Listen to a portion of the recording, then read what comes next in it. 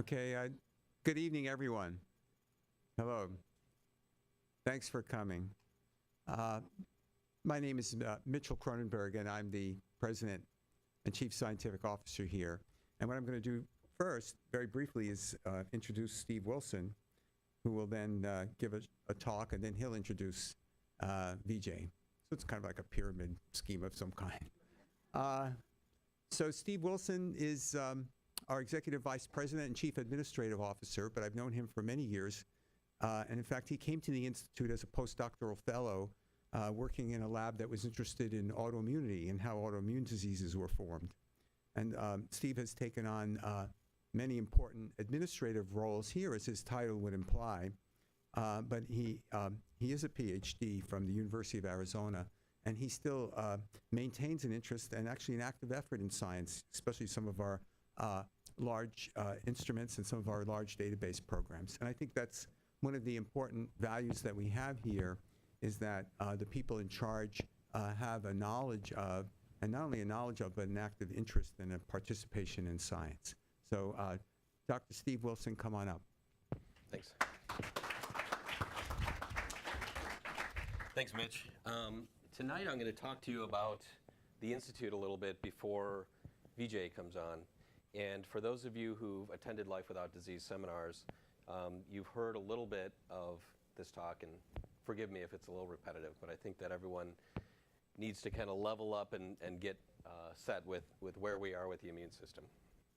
So Life Without Disease is a concept, and it actually sounds unimaginable. It sounds overreaching and perhaps even a little exaggerated. What is it that we're really talking about?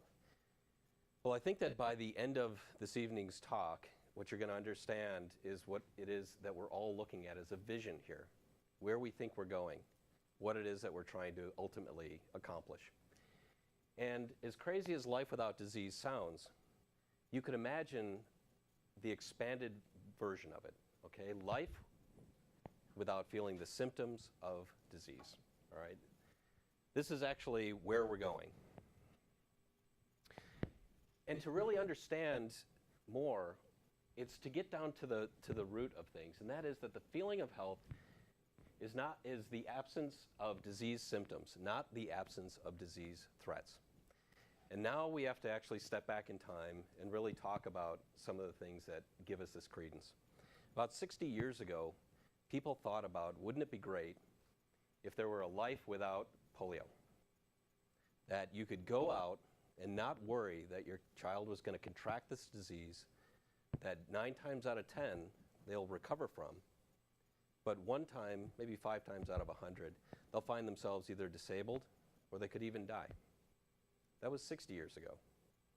About 55 years ago, tests were done, and we could actually grow virus and put it into a couple of people, and they didn't get it. And 50 years ago, we started to immunize on a broad scale. And of course, you all know the answer.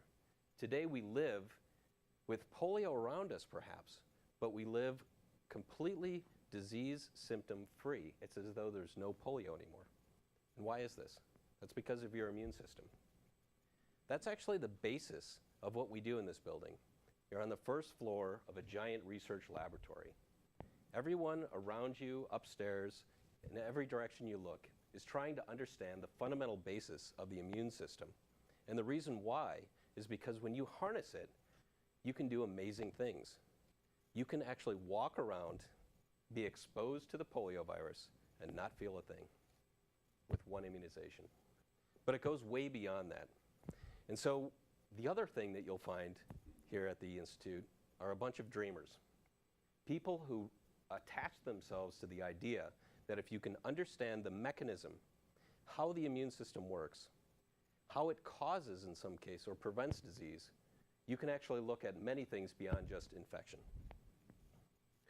And so really, it's our immune system that protects us from threats and lets us live disease symptom free. I'm sorry, I don't have the clicker here. But the paradox is that your immune system, for all its virtues, when it protects you from infectious agents and keeps you out of harm's way, can also be the cause of many of the diseases that we all currently suffer from. In fact, if you were to put up a list and take a look at kind of the big diseases out there, the things that you think about when you think about chronic illness or public health concerns, these are a few of them. And where they segregate is simply into too little immune system activity or too much. It's remarkable. It's actually a different way to look at health and disease when you think about it this way. It's your immune system here. There's too little of it, and so you suffer from infection. You're susceptible to cancer. And on the flip side, when there's too much activity, you suffer from things like allergies, and asthma, heart disease, and we're learning now Alzheimer's, and of course autoimmune disease. Vijay is going to actually talk to you and try and show you both sides of the same coin, because he studies cancer and allergic disease in the form of asthma. The same place, the immune system at its root, in one case not doing enough for you, in another doing too much. I think it's going to be pretty fascinating.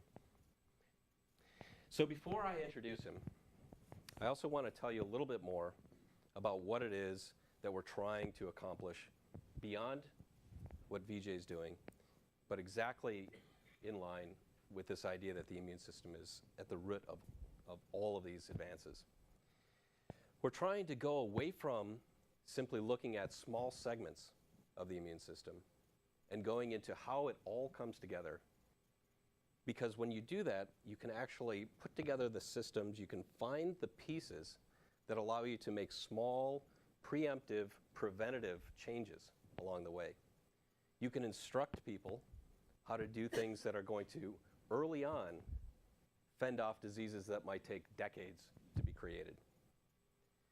And I don't want to sit and belabor and certainly steal any thunder. This is actually a talk I'm looking forward to hearing, because I got into science about the same time Vijay did. And he became a doctor in 1997, as I did. But he wasn't done, so he became a doctor, and then he became another doctor.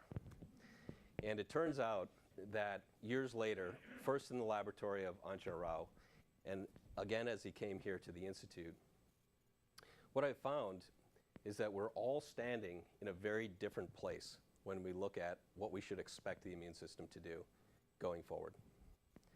His story, I think, is going to be a forethought into what should we expect all of this to lead up to? What is it that we can do with all these different things? And the last, before he comes up, you should get to know the Institute for many different reasons, but one of them is because you end up meeting somebody like Vijay who's both intelligent, hardworking, but he's also damn charming. And so he is at the front end of what all of us here at the Institute know and love, but also who we like to interact with. And so with that, I think, Vijay, if you'll come up and get us started.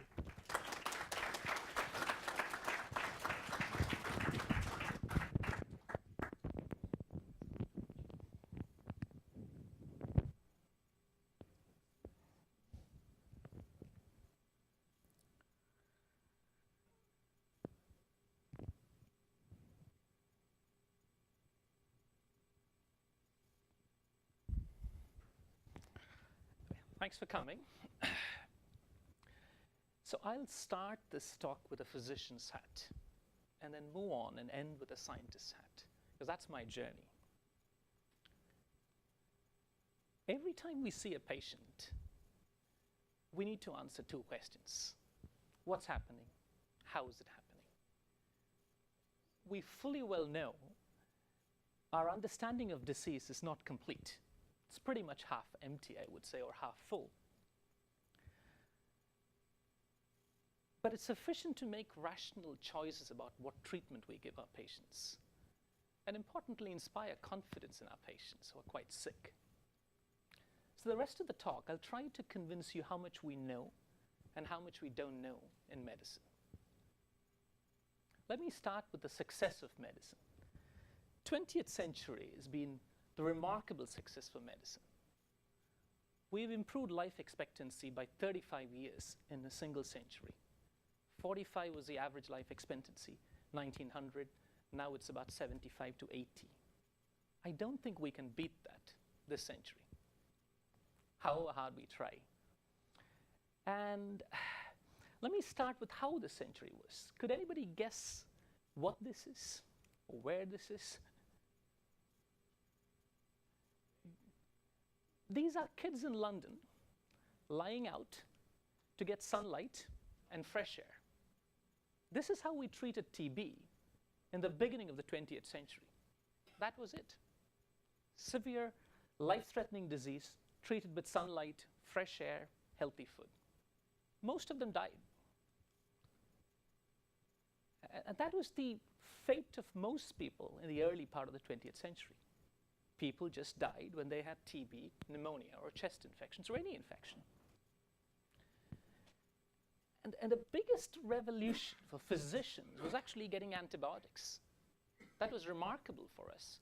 We could actually give something to people, and they got better pretty instantly. So that gave this connotation. If you're a physician, you're equated with cure. Now, TB and pneumonia were like cancer nowadays. They were uniformly fatal. Most of them who got it died with TB. Now, that was the power of medicine in the 20th century.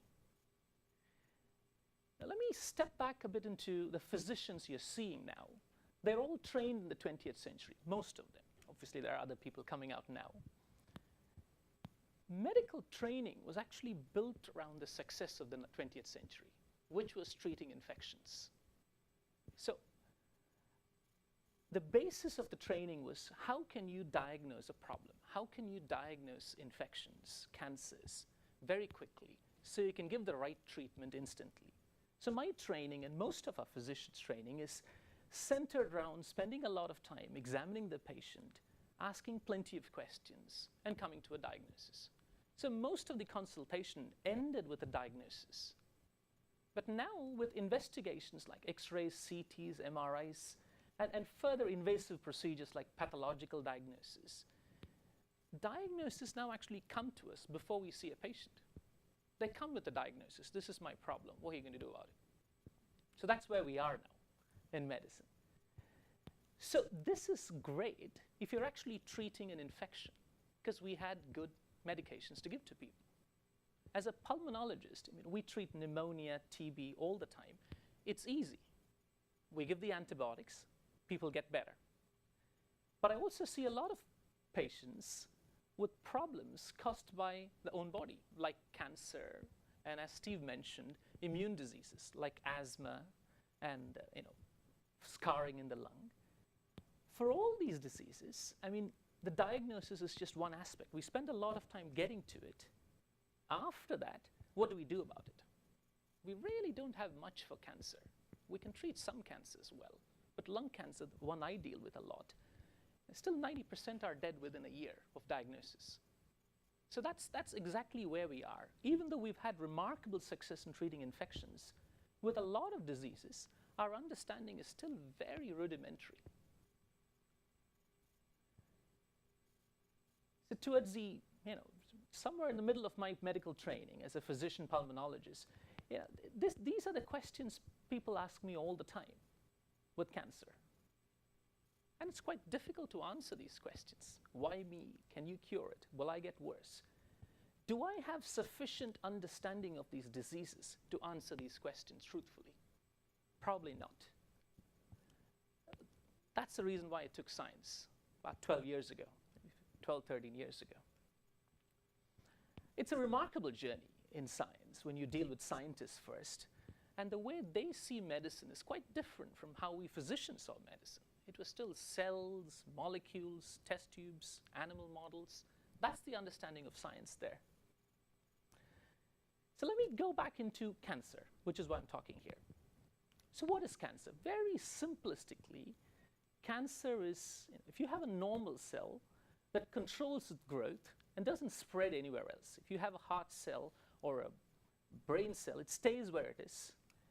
What happens in cancer is you have changes in the DNA, and the cell starts multiplying rapidly and starts spreading around. So that's very simple understanding of what cancer is. But how do we get to this understanding of cancer? It took us several years to get there. So this slide, I'll talk briefly about the history of cancer. How did we get to our current understanding of cancer? Up until the Middle Ages, you'll be surprised that we had very little understanding of what cancer is. This was thought to be imbalance of humors, excessive black bile, all kinds of vague theories with very little science behind it. It was not until the 16th century when assessment by the eye came into business. All started with the William Harvey when he started opening up cadavers. For religious reasons, this wasn't permitted before. And found effectively many things besides basic understanding of how the body functions. He found out the heart pumps the blood around and many other basic things.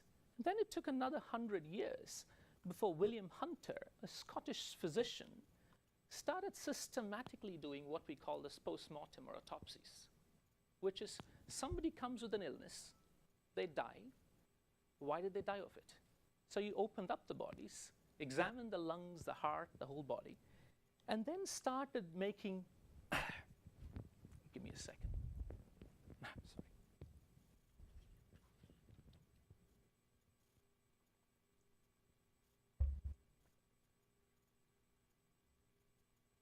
And then started making assessments about diseases. That's how medical textbooks started, which is description of what you would see with the naked eye based on what symptoms and signs patients had when they started with. That carried on for some years, till a German pathologist started using the microscope to understand diseases. I'm trying to bring this here so you get to understand how medical textbooks were written about diseases. So you start with assessment by the crude eye, and then you had a microscope, and people started looking at cells from diseased organs, be it lungs or brain, and then you could start working out, actually there is something more happening here. That's how medical textbooks are. My textbook is filled with crude eye assessments and assessment under the microscope. That's our assessment of diseases. And now we've obviously had modern tools where you can start understanding DNA and RNA and basically things that are present within a cell. So this is the history of cancer. And just very briefly, this is what William Hunter would have seen to start with. A normal lung with cancer, you see this large lump, abnormal, growing out, and he obviously saw this in other places in the body. So it must have been frightening to see this for the first time. How on earth this thing landed in the lung? Right? More like alien invasion. Right? And then let's go into the microscope. This is another 100 years goes on before we start looking at things under a microscope. This is a normal lung. You have air-filled spaces with lung cells lining it. This is a cancerous lung. So just look very closely here. So these are very large cells. The purple ones is nucleus in there. Very large cells with large nucleus. This was jumping out because you couldn't see this in a normal lung. So that's how people could diagnose cancer initially. Even now, when we take a sample, anywhere, be a lymph node or a lump, send it to the labs, this is the first thing we get. We could see abnormal cancer-looking cells in this sample. Further detailed tests will follow to tell what it is. So this is precisely how we still diagnose cancer. Now clearly, this level of understanding hasn't been sufficient to help us with treatments. That's where we are. So we need to take the next step to examine more about what's happening in cancer, if we can bring new treatments into cancer. That'll be the focus of the talk from now. So where do we go? How do we get to this? So this slide kind of highlights how science has rescued medicine in every time, every occasion. What you have is a timeline of science on the top. Bottom is how that's helped medicine. Starting from the 17th century, the microscope came first. It took nearly 200 years after the discovery of the microscope for it to get into mainstream medicine. Surprising. 200 years from discovery to come into mainstream medicine. And basically, it gave it two important things. It allowed us to look at infections more carefully. If somebody died of a pneumonia, if you looked under a microscope, you could find bugs that were causing the disease. So that was exactly how we started working out infectious diseases. Prior to that, our understanding was this was bad hair, humor, or some kind of non-specific reason as to why somebody had infectious diseases. The other thing microscope gave us is diseases of any organ were classified based on how they looked under a microscope, be it a kidney disease or a lung disease. You looked under a microscope, found out what was happening, and then classified the disease based on what you find under a microscope. So that's our current understanding. Another thing that came from science that's rescued medicine is X-rays.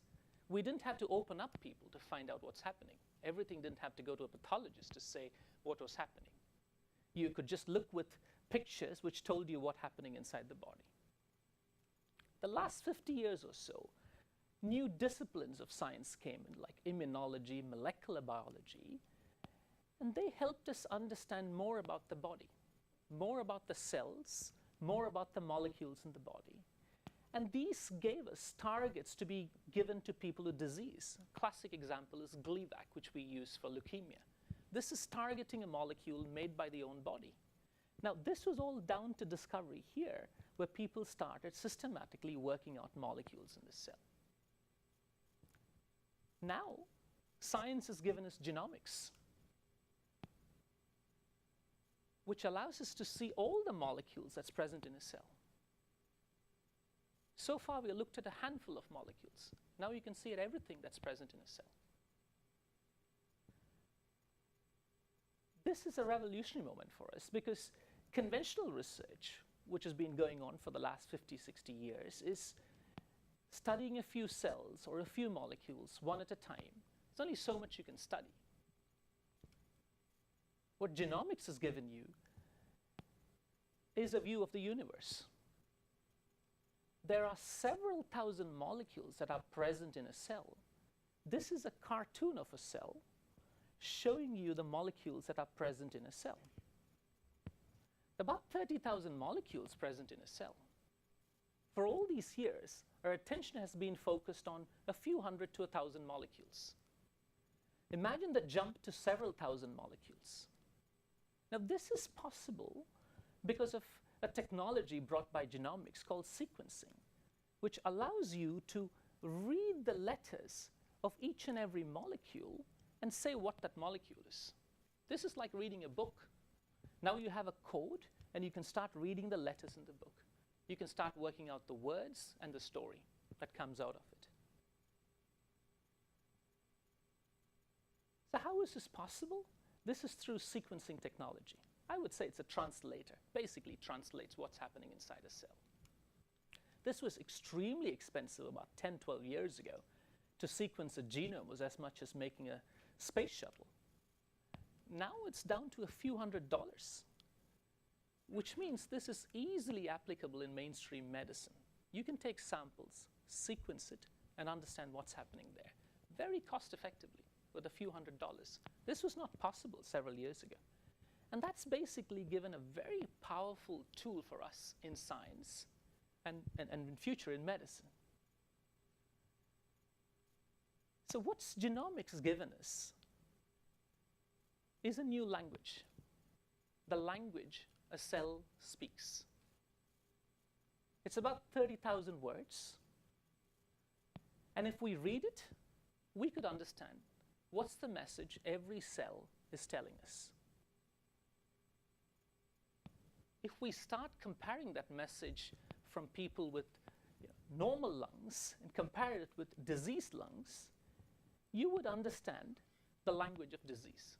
So this is an approach that we're systematically taking, which is comparing normal people with diseased people. And you compare the language, you would understand what's abnormal in disease. So this is the main theme that I would focus on from now. So moving on from a few hundred words to 30,000 words, now that's a big jump. I don't think our current knowledge is anywhere near here. There's so much to learn, so much to understand. This is the beginning. And going back to the timelines that I told you about, the microscope, the X-rays, and how long it took for each one of those discoveries to get back into medicine, it was decades, 100 years or so with the microscope, 50 years or so with the X-rays. This will take us some decades before we see the full benefit of it. But there's plenty to learn. And constantly, given that we're jumping very quickly from few hundred to several thousand, we're constantly finding new molecules which we never knew existed. All the time, new molecules, we're trying to work out what they're doing. That's what's happening in the labs. So genomics has opened up almost an age of discovery science. This is a cartoon of, 17th century explorers going out and trying to find new things in new places, finding spices, cocoa, chocolate, whatnot. This is exactly where we are in science now. There are so many new things that are out there. We had no understanding of what they are, and we're finding them now. So this is all good in science. So how is it translating into patients now? Now, what's the journey of my patient now? This is all starting. This is all in the last few years. It's no longer getting into smartly diagnosing something. This is easy. You get a few scans. You get to know what's happening very quickly. So then how do you deal with it? Particularly with patients with cancer. Besides samples that we take for routine diagnosis that goes to pathology, we've started understanding more from these samples. We start to take out the cells that are present in cancer and starting to apply genomics, basically to understand what is happening. This is going back to the pathologists who started looking under a microscope to understand what was happening with disease. Now we have a different kind of microscope, much more powerful. We can look into the molecules in a cell. And why don't we just simply take it, apply it, and understand what's happening in each and every disease, particularly the ones that we have no treatments for. Now, a medical student very recently asked me, so why are we not doing this in every case now? If this is possible and you can understand a lot, why are you not doing it in every case? It's not trivial to apply these powerful tools to clinical samples. So this is what we've done in our lab over the last few years, quite carefully. And I'll explain that in the next few slides. So when you take a sample from a patient with any condition, it's a biopsy that you take from cancer, or if you have inflammatory bowel disease, they take a biopsy of the bowel tissue. If you have asthma, you take a sample from the lung. All these samples go to the pathologist to make an initial diagnosis. That's the standard route. All clinical samples go to the pathologist. The rest of the sample go to the research labs. And generally, the tissues that you take are mixed up with number of cells. It's not just one cell in a tissue. So if you start trying to decipher what's happening in the whole tissue, it's like 100 people shouting at the same time. All you hear is noise. Very little meaning that will come out. So we knew that very early on, but everybody jumps into genomics when something comes new, and you'd start taking whole tissues and start profiling it very quickly. And most of it will be noise that you would get out of it. So what we did was something very simple, which is taking these very small samples, breaking them down into small pieces, using a standard equipment that's there in immunology labs. We take the sample through and separate them into different cell types. Very simple step. And then start applying genomics here to understand what's happening. This way, you cut out the noise completely. It's a very simple approach. The second hurdle is,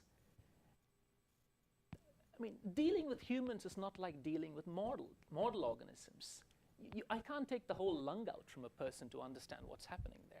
All we can take is a very small piece of tissue to understand what's happening. That means you end up with tiny amounts of tissue to do your powerful genomic assays.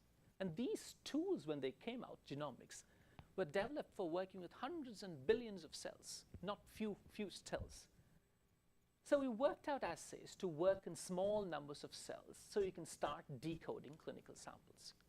So these were the two simple steps that we took, which is breaking down the tissue, getting pure cells, and having the ability to understand what's happening with small cell numbers. Now, this has turned out to be a very powerful tool for us in understanding several diseases. So now we're extending this not just to cancer, but several other diseases, cancer, asthma, infections. We're using the simple approach to understand what's happening in a disease. Going back to cancer, this is the current state of play in majority of the cancers. You'd always see exciting news about cancer cures coming in. By and large, still last month, in the clinics, this is the box standard treatment everybody with lung cancer gets. 90% of the patients, they're getting one of these combinations. Surgery if it's very early, chemo and radiation if it's advanced. And it's pretty standard. Regardless of what you have, this is what you get. And this is what people have been getting for the last 40 years. And the goal was simply to kill the cancer cells. Now, clearly, this hasn't been effective. At best, it prolongs a few months in lung cancer. We continue doing this because that's what we have. So why is this?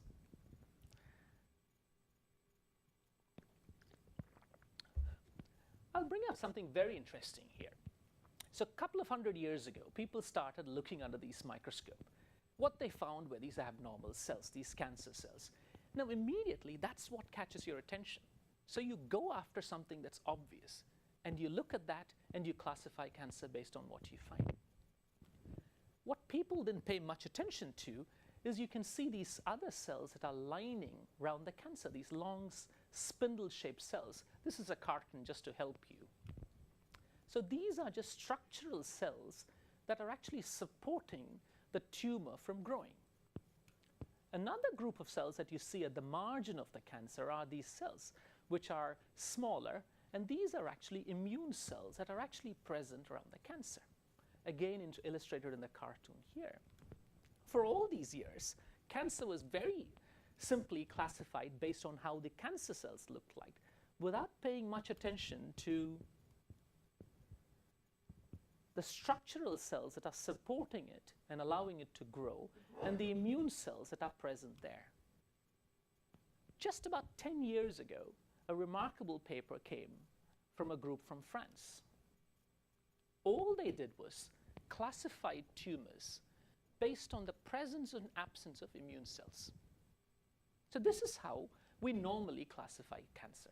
Stage 1 to stage 4.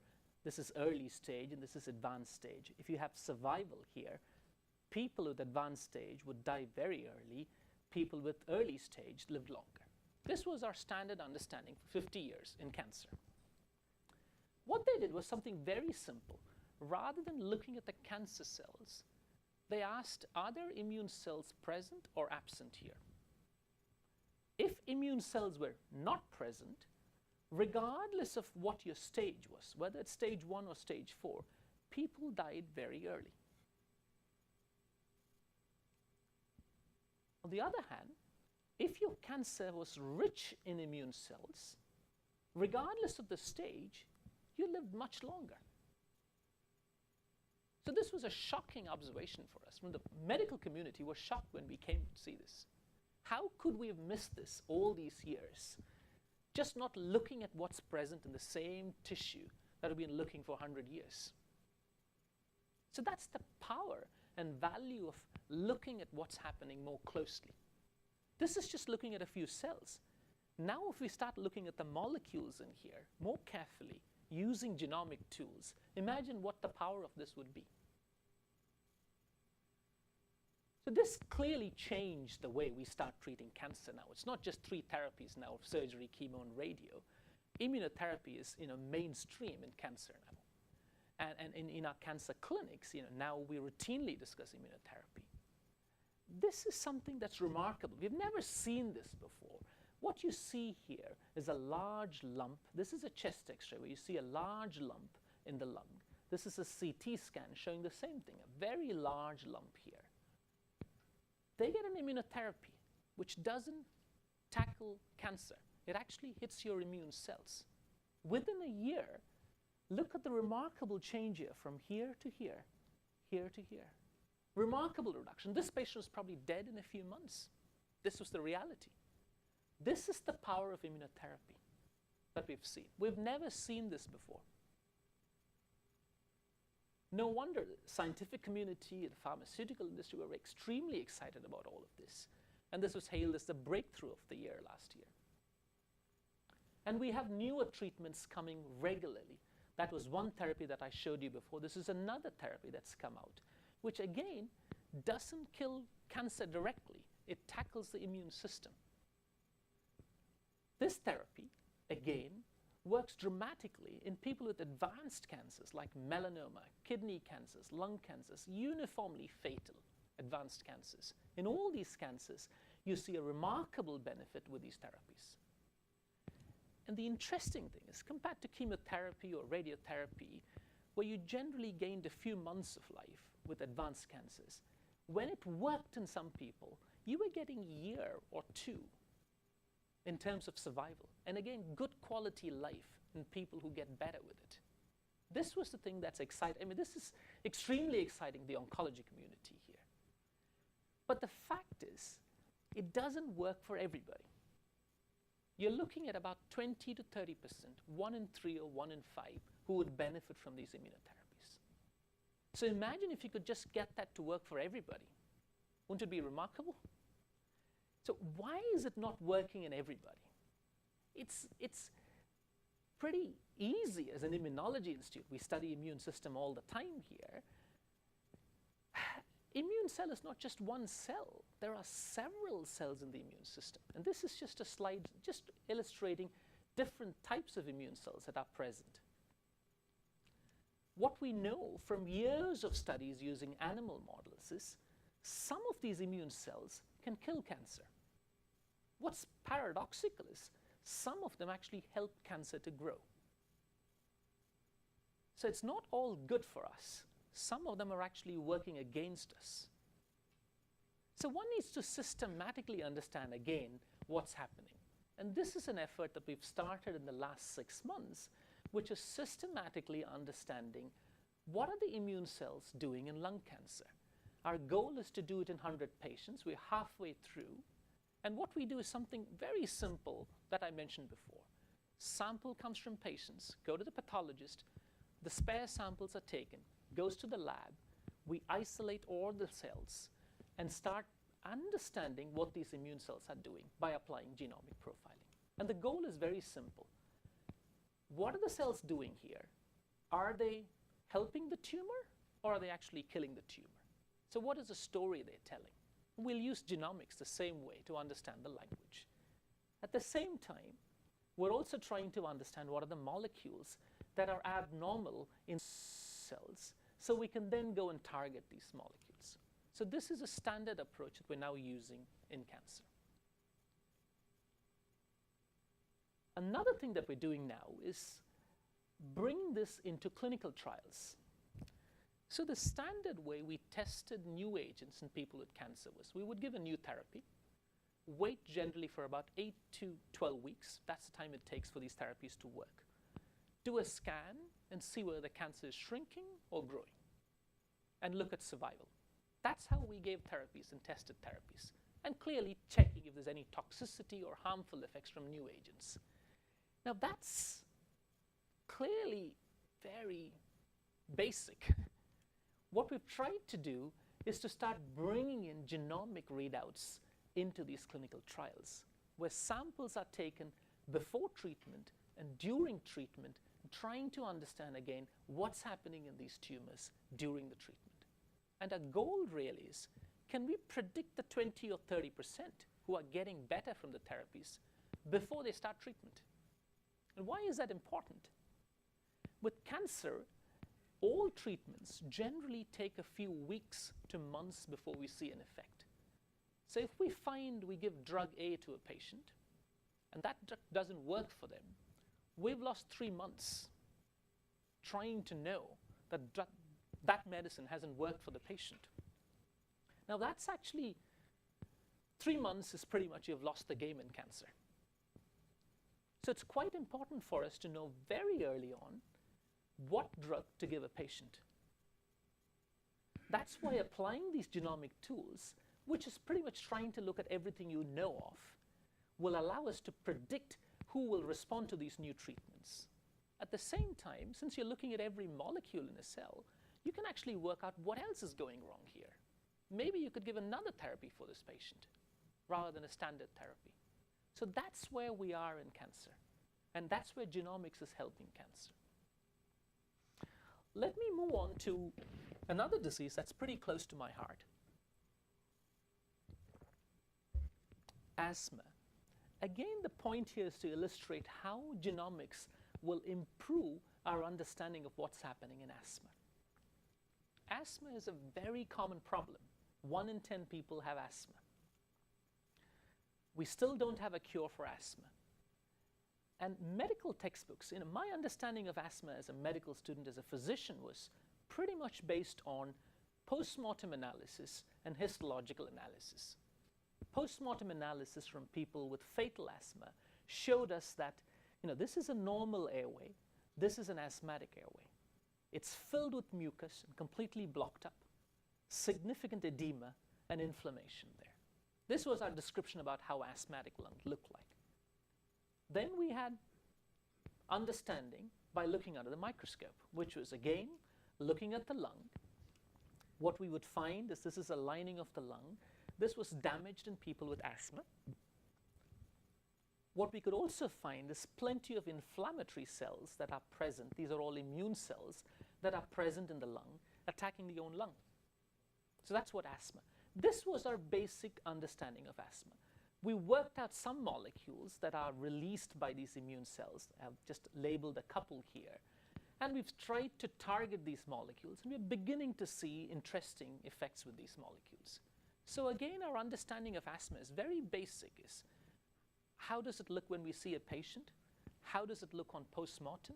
How does it look under a microscope? That's our general understanding of asthma. Clearly, this slide I put there just to illustrate these are the treatments around there for asthma. When you see so many treatments, what does that mean?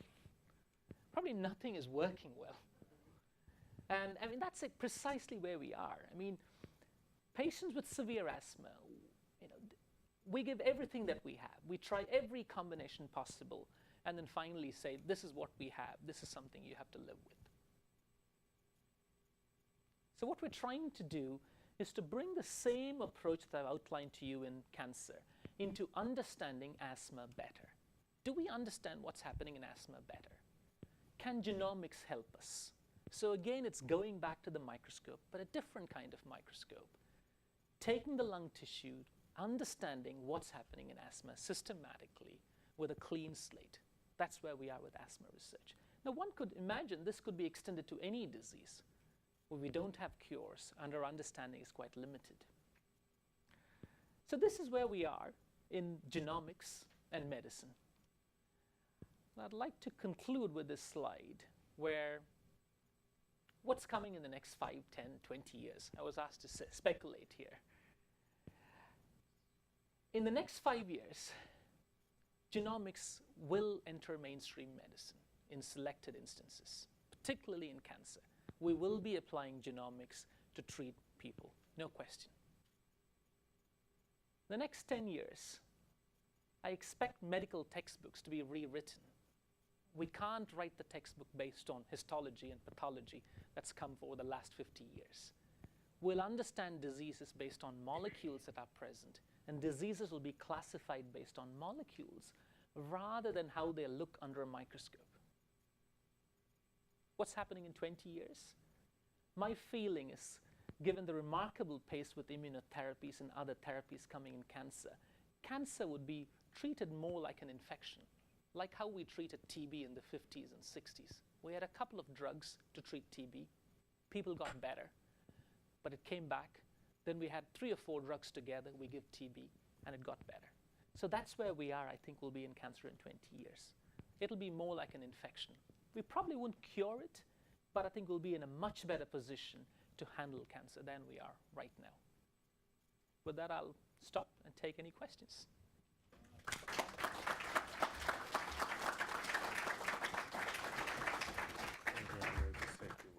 Sure. Okay. All right. Don't go away. Yeah. So first of all, I'd like to thank Vijay for sharing his very interesting look at the history of science and medicine, and also how genomics is really changing not only his research, but we hope how patients are going to be treated. This is really a very, very exciting time to be in science. And I'd also like to thank all of you for coming, spending your evening with us, learning about some of our research on the immune system and how important the immune system is for really so many different diseases. The La Jolla Institute is ranked among the world's best places in immunology research, according to Thomson Reuters. And we think immunology is really the place where we can have the biggest effect on human health, because the immune system affects so many diseases that affect us today. Before I open up the floor for questions, I also want to thank those of you who are here who are members of our organization, or members of the President's Council, or members of the Board of Directors. They all have tags or flags on their name tags. And I would encourage you to, after the meeting, after the questions here, to introduce yourself to our faculty or to our board members, and to talk to them. And also, I'd like to encourage any of you who would like to join the organization as a member or would like to support us to do so. There will be envelopes outside for donations. We actually get most of our funding from the federal government, from the U.S. National Institutes of Health. But that doesn't pay for everything we need to do here. So we are actively seeking help from the broader public and from smart and interested people like yourselves. And finally, after the questions, we're going to have refreshments, and so please do spend some time talking to me, or talking to Steve Wilson, talking to Vijay, or talking to our board members. We really encourage you to do that. So questions from the audience? Yes.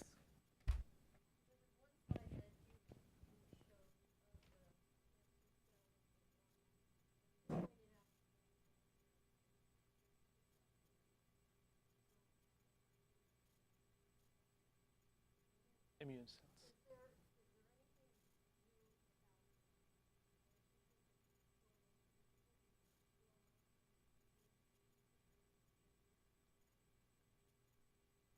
There's a very elegant piece of work that's come out that's shown very nicely that the stromal cells are actually supporting cancer growth. So if you had plenty of these stromal cells, the immune cells were very minimal in those cancer. It's an inverse correlation between the number of stromal cells and the immune cells. Tumors with a high amount of immune cells had very little stromal cells. And again, people are looking at targeting stromal cells in cancer, particularly smooth muscle cells. And there are trials now out there targeting the structural cells. I focused on the immune cells, but there are other cells besides the cancer cell which we're targeting, like the blood vessel that's circulating and supplying the cancer, and the other things, the structural cells. Sure. Take anyone. Yeah.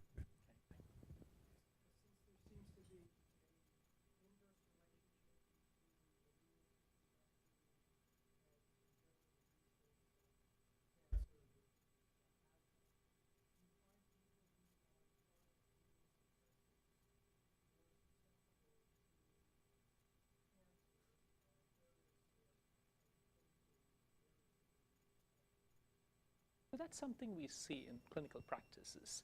Some of these immune diseases, which are very severe, we tend to give powerful immunosuppressive agents, particularly people with severe lung disease or Crohn's disease.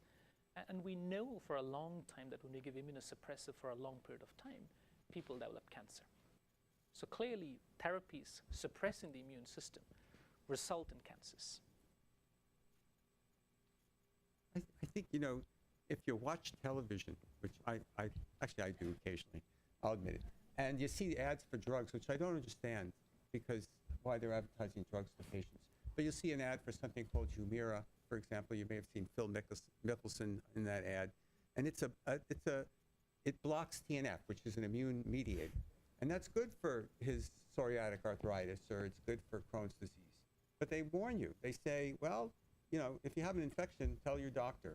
Or this causes TB in some patients.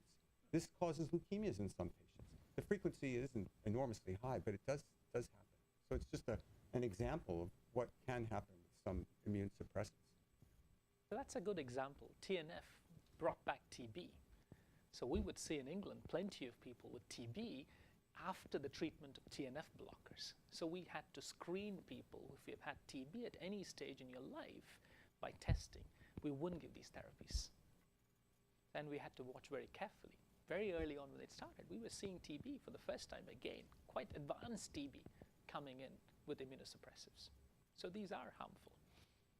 But also some cancers. I mean, Yes, it's yes, of more course. infrequent than the TB, but cancers too.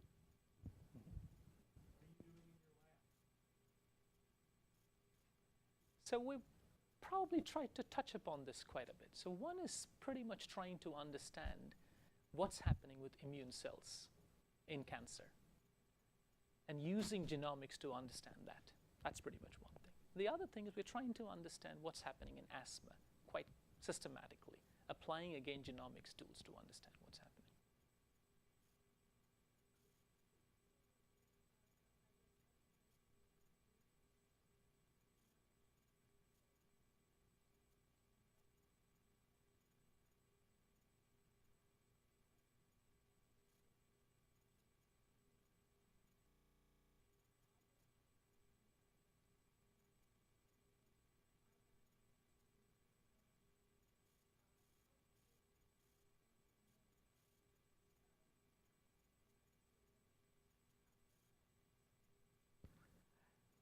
I think probably we should go back one step, which is knowing a few molecules that are important for the immune system. By targeting it like TNF, we've shown how well it is in understanding and treating rheumatoid arthritis and Crohn's disease. The same way genomics will just tell you what new molecules to go after. It's just that we focused on a few hundred molecules because they were easy to get to, they were abundant, but there are many more molecules out there. So what genomics will tell you is actually point to where to go. And then 50 to 60 years of discovery science and pharmacology is there, then people would easily work out how to target these molecules, be it antibodies or inhibitors to block it. So it's actually now telling you where to go. Yes.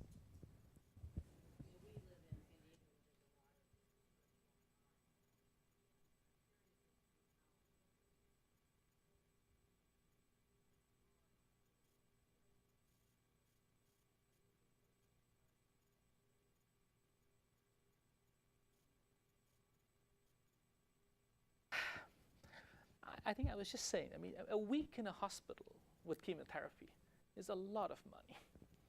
And at the moment, I mean, in mainstream hospital, none of this is there in mainstream hospitals. So this is going to take some years. It's all in research setting now.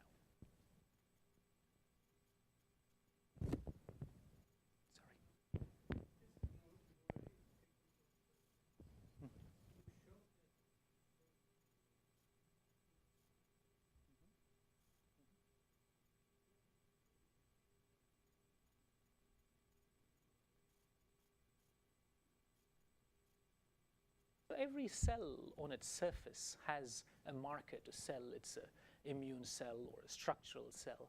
So we can tag these markers with molecules.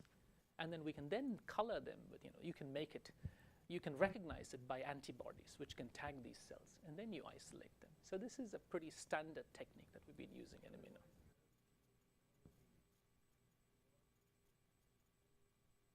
Yes. So in other words, if it's a completely unknown cell, we would not know it.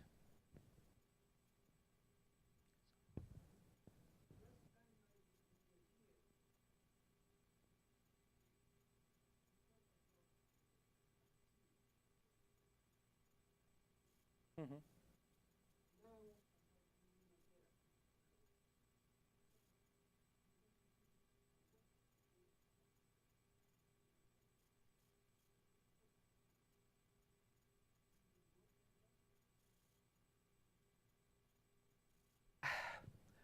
It depends on the cancer. For some cancers, we know what causes it. But for several, we don't know what causes it.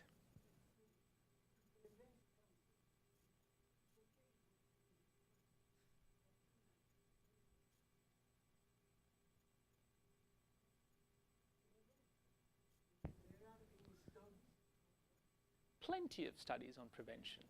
And this is starting with smoking and lung cancer, right? So if you don't smoke, you don't get lung cancer. It's very, very rare in non-smokers.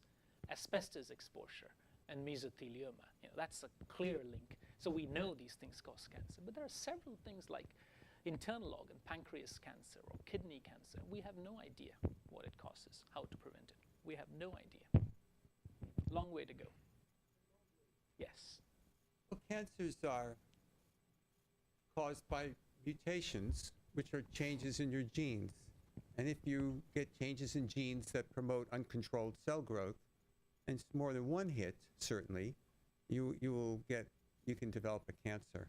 And to some of this process is what we call random. If you live, the rate of cancer goes up with age. If you live long enough, you get, say, a benign overgrowth of a prostate gland, for example. So, in other words, mutations do occur in our cells randomly. And so environmentally, sure, you try to minimize your exposure to UV light.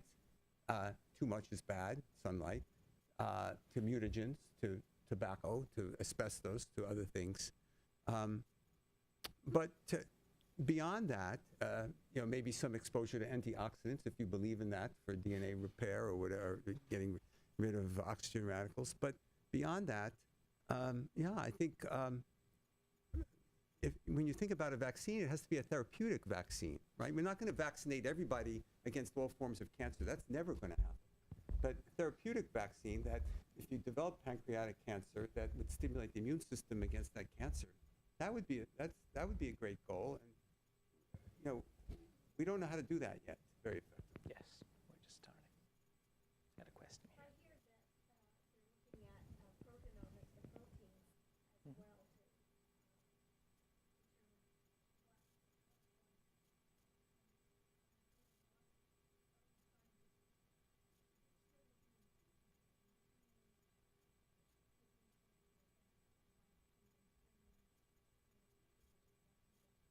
What therapy to give here?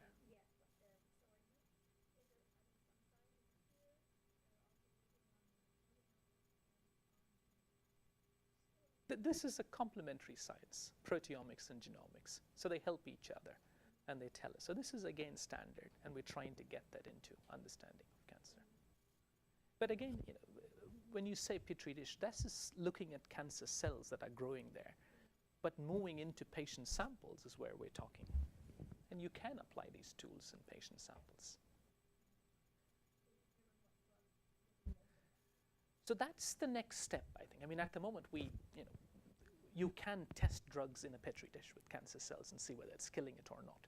That's how we test for infectious agents. You would grow an organism, you would test what it works, and then you would give it to a person. We don't do that in cancer yet, because you can't really grow cancer as well in a petri dish. Because you need a lot of things. Yes. I mean, a lot of things are needed to get a cancer cell growing. So when you grow it in a petri dish, they don't grow as well. So the information you get is not as accurate as it's going to happen in a person. That's the difficulty. thank you for your presentation. It was really awesome. And what I've heard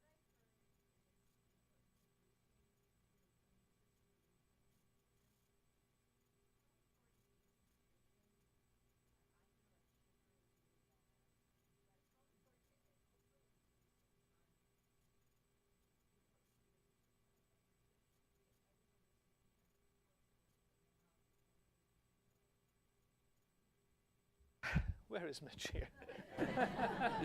So there's plenty there on nutrition. Very little. I don't know. Honestly, I don't think there's good studies that have shown what nutrition is doing to the immune system yet. So we know that people who are,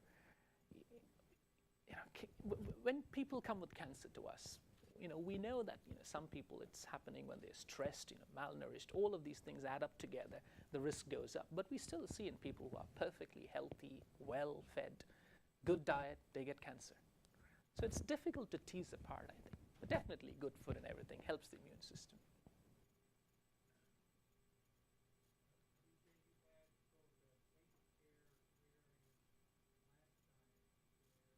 Mhm. with today's reimbursement for physician services, patient services, is it feasible for a single person to in both patient care and life science It's difficult, but I think with specialization it helps us. So when I started off, I had to be a general physician initially, which was treating every disease. It's difficult to keep on top of every disease. But once you start specializing in one or two diseases, medicine doesn't change so much. So it's easy to keep up.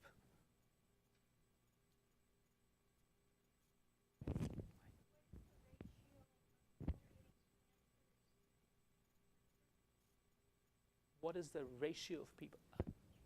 Percentage? About 1 in 2 get cancer. The latest statistics is 1 in 3 to 1 in 2 get cancer sometime in their life. Very high. Very high.